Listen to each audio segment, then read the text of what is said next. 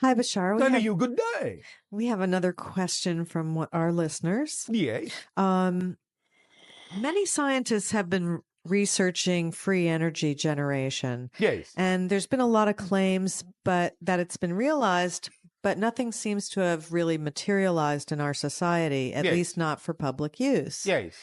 So it's unknown whether this is due to claims being false, or it's because these discoveries are silenced by major corporations because it's threatening. All right. It is due to A, claims being false, some of them, some being suppressed, some of them, some not being quite ready yet. So is there really free energy? There is free energy all around. Well, I mean, are there? There are devices that can be created to tap into it. Yes. Yes. So what's the current state of that? Is it just that we're not ready to accept it, or why? Well, now understand that when we make this general statement, it is a generalization. Different people in different places on your planet may be at different stages of readiness to explore this. You understand? Yes. So we are giving you an overall average here. The degree of general average readiness that your belief systems are at with respect to exploring the ability to create devices that can tap free energy is about 4 to 5%. So it's still really low. Yes. So what would be the most likely form of free energy that we would generate in the near... Tapping into the electromagnetic field of your planet. When do you see something like that happening? As we read the energy now, because as many of you know, there is no such thing as a prediction of the future because the future doesn't exist. Right. As we read the energy now, what seems most likely to come to pass if the energy doesn't change is that you will get a full handle on this sometime between your year of 2015 and 2030. Okay, well, that's good. It is what it is. Okay, thank you, Bashar. Thank you. Hello, Bashar. And you good day. Thank you. Recently, I heard about a process where people change their way of getting energy. I've heard of breatharians where people supposedly don't eat. They get their energy from air. This is available to some individuals. Not many of you actually need to do that. There is nothing wrong or less spiritual with the idea of eating, you know. Yes. It's just that in different cases, people are exploring different things, and sometimes some individuals on your planet will be capable of raising their frequency to the point where they themselves, as we have just discussed, can, through their own bodies, tap into the free energy of creation, and thus are sustained by that, even as our civilization does that, because we no longer eat. But it doesn't mean that you are less spiritual if you are accessing your energy still through the idea of food. So how would we develop the ability to access our energy through light, through our light body, say, the light that's already in us? Do you remember what we said about what acting on your excitement does to your energy? Huh? It increases your frequency. And thus, by increasing your frequency, it makes you more sensitive to higher energies, more capable of receiving and processing and accessing and using and applying higher frequencies in a variety of ways. So the only real fundamental criteria, even though there may be different ways of doing it on a case-by-case basis, different interpretations, different styles of approaching this, the fundamental common issue is the more you are willing to relax any expectations of the physical mind, the more you are willing to act with firm knowing on the things that are truly representative every moment of your highest passion, no matter what they may be, the more you will sensitize yourself to be capable of needing energy in less solid forms and be capable of being sustained by energy in more rarefied forms. If you will notice, many times when individuals are actually truly involved, engaged, immersed in doing what they love to do, are in the moment, in the present with it, they often don't eat very much. And the idea is they are sustained by the higher energy. The issue, however, is not to force yourself to do this, not to force yourself not to eat. When you find your natural balance, when you find your natural rhythm, the amount you eat or don't eat will also balance itself out. You will know when you need what you need. You will know when you don't. It becomes a natural, intuitive, second nature thing. It's not something you have to force yourselves to do. Does that make some sense? Yes. As we said, the idea of your excitement, your passion, that highest energy is your true core self. That's why it's so important to act on it at every opportunity, because that means you're in alignment with your true self. That high energy is automatically not only the driving engine, but the organizing. Not only the driving engine, but the organizing principle of your life. And it will automatically put into proper order, in proper amount, in proper timing, all the things that are actually necessary to sustain you and allow you to expand further in that exciting state of being. Does that make sense? Yes. It all works hand in hand holistically. It's all a complete kit. It's all self-reinforcing. You don't have to do anything special to make it work.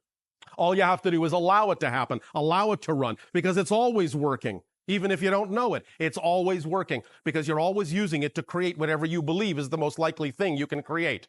And you've always done so.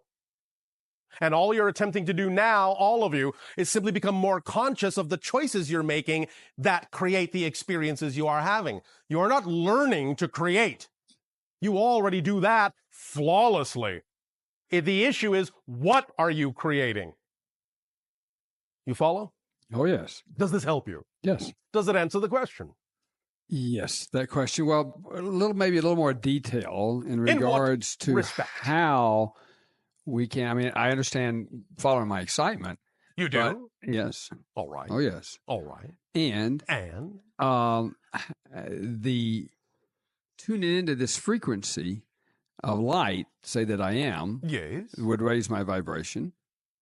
If your imagination tells you that there's a particular methodology that you would like to create as a permission slip to give yourself more ability to feel that you're tapping into that light, then trust your imagination. That's what it's there for. Okay. This is all about permission slips. All the tools, all the techniques, and all the rituals that your imagination comes up with are simply permission slips that are geared to your particular belief system that will work in harmony with your belief system to give you permission to grant yourself the ability to be more of who you are. So trust your imagination and intuition in coming up with those methodologies. Okay. But at the same time, we simply remind you that that's all they are, is permission slips, and you actually don't need any of them if you have a belief system that says you don't. Yes. So, when you earlier stated that your state currently is of quasi-spiritual and physical, going back and forth? yes. I take that means you don't sleep? No. No. We do not. So, we do not eat. We do not sleep. So just pure existence, consciousness, pure functioning, joy. Pure joy, pure experience, pure synchronicity, pure living. Wow. Wow. Which upside down in your language is mom. Mama.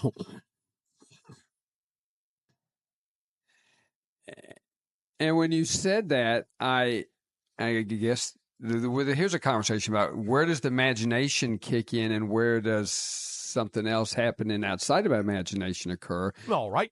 Again, this is something that we will be addressing to some degree when we talk about the relationship and the ability to communicate between physical and higher mind. Imagination is fundamentally the conduit between higher mind and physical mind through which communication from one to the each occurs. And the idea of learning to discern the difference between communication from the higher mind and ideas that may be embedded in the ego structure of the physical mind will be something that we'll be addressing in more detail tomorrow of your time. Okay. All right. So I have a personal question then. Oh, all right. So when you made that statement and I tuned into that, I felt this sensation. Yes. I don't have words for it. And so was that my higher mind experience in what you were talking of, or was that my imagination with embedded belief systems from the past kicking in? Can you define the actual sensation? It was expansive. Then it is the higher mind, because the physical ego structure will not allow you to expand beyond a certain point. That's the point. And it also had a certain flavor of pleasure to it. There you go. Now, We understand that sometimes ego structure can deliver pleasurable sensations to you to reinforce the idea of negative beliefs. But if you believe that the expansive feeling was more in alignment with the idea of joy and unconditional loving support, then it is more likely it was something from a connection to the higher self, rather than the idea of the control that usually comes with the physical ego structure's version of granting you pleasure. Oh, yes. Make sense? Oh, I understand that, yes. All right. Does that help you learn to tell the difference? Yes. Thank you. Okay. Thank you. You're welcome.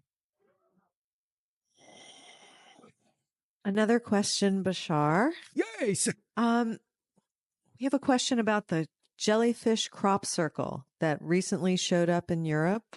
And Yes. we'd like to know what you can tell us about it.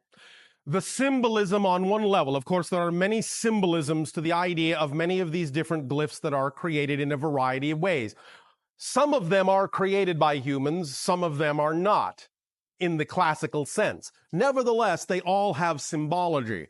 The idea of the jellyfish appearing at this time is to represent the notion of moving through your environment in a fluid manner, without resistance, effortlessly propelling yourself bit by bit, smoothly along.